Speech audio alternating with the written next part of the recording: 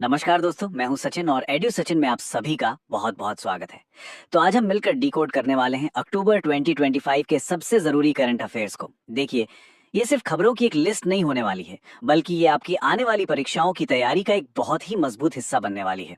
हम हर खबर की तह तक जाएंगे, उसके पीछे की कहानी को समझेंगे और ये भी जानेंगे कि परीक्षा के लिहाज से वो क्यों महत्वपूर्ण है। तो चलिए, बिना किसी देरी के शुरू करते हैं इस महीने की सबसे बड़ी घटनाओं का पूरा विश्लेषण।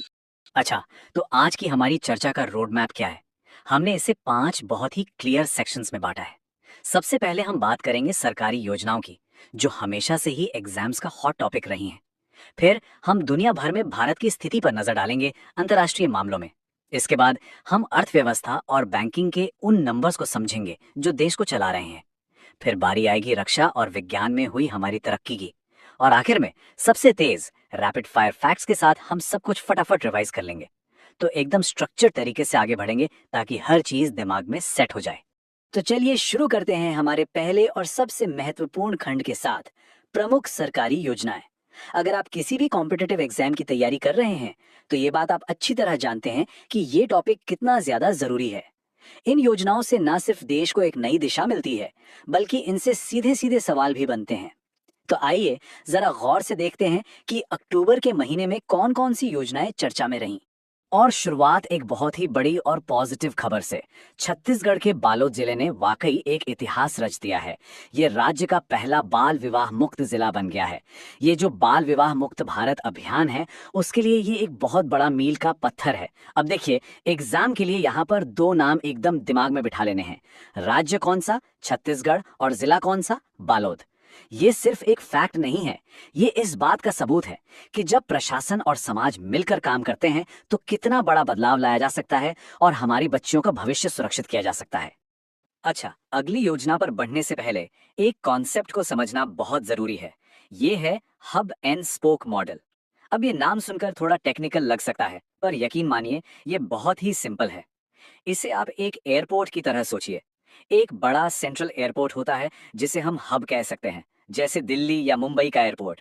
और वहां से उड़ानें देश के कई छोटे छोटे शहरों के एयरपोर्ट्स तक जाती हैं, जिन्हें हम स्पोक्स कह सकते हैं। इससे क्या होता है? पूरा नेटवर्क बहुत एफिशिएंट हो जाता है, हर जगह कनेक्टिविटी पहुंच जाती है।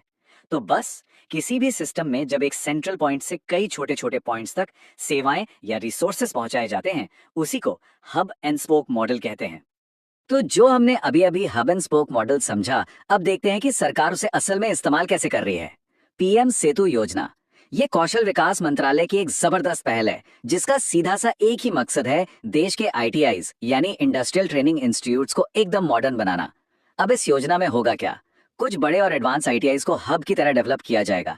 ये हब फिर अपने आसपास के छोटे आईटीआईज यानी स्पोक्स को लेटेस्ट टेक्नोलॉजी, बढ़िया कोर्सेज और अच्छी ट्रेनिंग देकर उन्हें भी अपग्रेड करेंगे।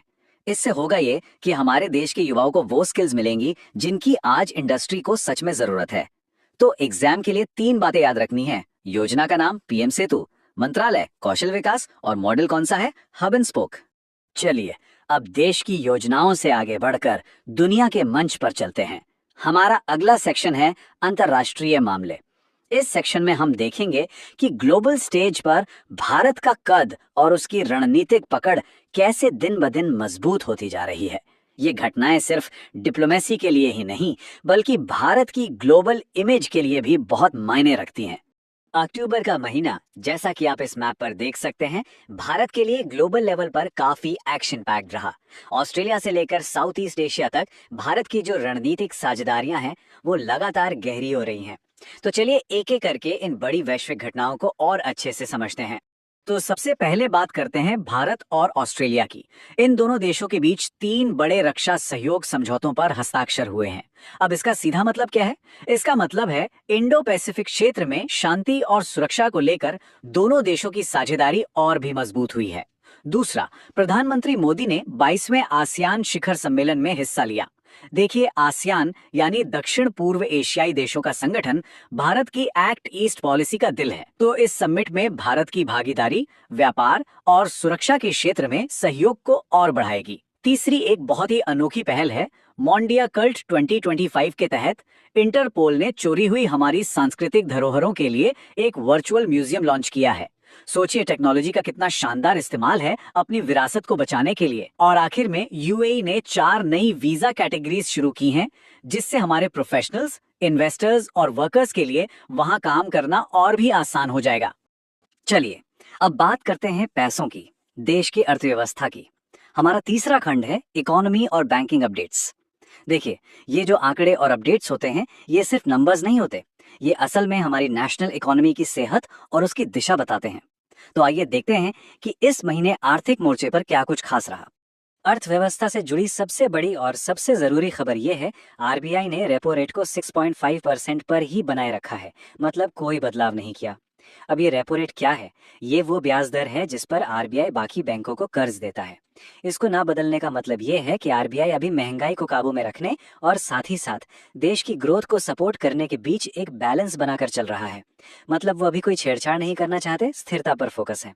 ये 6.5% का आंकड़ा याद रखना बहुत जरूरी है। अब कुछ जरूरी इंडेक्स पर नजर डालते हैं। पहला है स्टेट माइनिंग रेडीनेस इंडेक्स। ये इंडेक्स बताता है कि कौन से राज्य माइनिंग के लिए कितने तैयार हैं, और इसमें कैटेगरी सी में पंजाब और उत्तर प्रदेश टॉप परफॉर्मर बनकर उभरे हैं।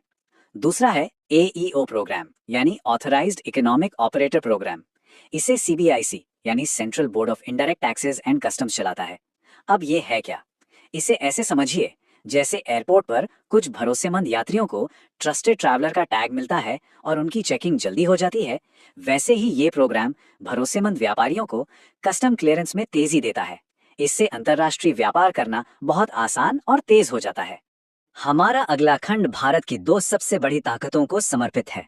एक हमारी राष्ट्रीय सुरक्षा और दूसरी हमारी इनोवेशन की ताकत, यानी रक्षा और विज्ञान प्रौद्योगिकी। ये दोनों ही ऐसे क्षेत्र हैं जो आत्मनिर्भर भारत की नींव को मजबूत करते हैं। एक तरफ हमारी सेनाएं नए कीर्तिमान स्थापित कर रही हैं, तो दूसरी तरफ हमारे वैज्ञानिक नई नई तकनीकों से देश को सशक्त बना रहे हैं। चलिए देखते हैं कि इन दोनों ही क्षेत्रों में क्या क्या बड़ी प्रगति हुई है। तो यहाँ हम रक्षा और विज्ञान की कुछ बड़ी उपलब्धियों को एक साथ देख रहे हैं। डिफेंस की बात करें तो हमारे स्वदेशी एयरक्राफ्ट कैरियर आईएनएस विक्रांत पर पहली बार दीपावली मनाई गई। ये एक बहुत ही ऐतिहासिक और गर्व का पल था। वहीं विशाखापट्टनम में मालाबार अभ्यास हुआ, जिसमें भारत, अमेरिका, जापान और ऑस्ट्रेलिया यानी क्वाड देशों की नौसेनाओं ने हिस्सा लिया, जिससे हमारा सैन्य सहयोग और भी मजबूत हुआ है। अब विज्ञान की तरफ देखें तो सन फार्मा ने नेफिथ्रोमाइसिन नाम की भारत की पहली स्वदेशी निमोनिया की एंटीबायोटिक बनाई है। ये मेक इन इंडिया की एक बहुत बड़ी जीत है। इसके अलावा एग्री आईएनएक्स प्रोग्राम के जरिए खेती में टेक्नोलॉजी को बढ़ावा दिया जा रहा है और स्पार्क 4.0 के जरिए आयुर्वेद में रिसर्च को प्रोत्साहित किया जा रहा है। और अब हम पहुंच गए हैं अपने आखिरी और सबसे तेज सेक्शन पर, रैपिड फायर फैक्ट्स। ये एक क्विक फायर राउंड है जिसमें हम उन सभी जरूरी फैक्ट्स को कवर करेंगे जिन्हें जानना बहुत जरूरी है।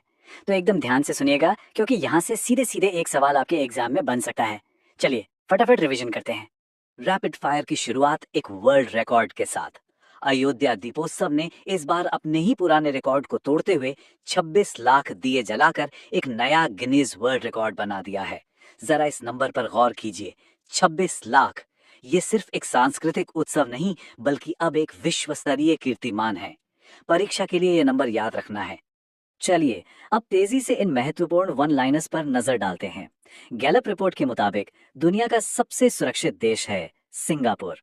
आसियान का परिवार अब और बड़ा हो गया है। तिमोर लेस्ते इसका 11वां सदस्य बन गया है। भारत का पहला इंटीग्रेटेड ऑन्कोलॉजी सेंटर, यानी कैंसर के इलाज के लिए कॉम्प्रिहेंसिव सेंटर, नई दिल्ली में खुला है। 69वें राष्ट्रीय स्कूल खेलों की शुरुआत श्रीनगर में हुई है, जो खेल और राष्ट्रीय एकता दोनों के लिए एक बड़ा संदेश है। और आखिर में भारत की पहली under water road tunnel Kerala के कोची शहर में है, जो इंजीनियरिंग का एक शानदार नमूना है। तो दोस्तों, ये था अक्टूबर 2025 का एक पूरा विस्तृत विश्लेषण। हमने सरकारी नीतियों से लेकर रक्षा समझौतों तक और वैज्ञानिक कामयाबियों से लेकर नए वर्ल्ड रिकॉर्ड्स तक सब कुछ कवर किया। अब आज की इस चर्चा को खत्म करने के लिए आपके लिए एक सवाल। नीति से लेकर टेक्नोलॉजी तक अक्टूबर में हुई इन तमाम घटनाओं में से आपको क्या लगता है, कौन सी एक घटना आने वाले साल में भारत के भविष्य को सबसे ज्यादा प्रभावित करेगी? क्या वो पीएम सेतु जैसी स्किल डेवलपमेंट स्कीम होगी, या नेफिथ्रोमाइसिन जैसी कोई वैज्ञानिक खोज, या फिर भारत ऑस्ट्रेलिया जैसा कोई रक्षा समझौता? इस पर सोचिएगा जरूर। एडु सचिन से जुड़ने के लिए आप सभी का बहुत बहुत धन्यवाद। अगली बार फिर मिलेंगे कुछ नई और महत्वपूर्ण जानकारियों के साथ।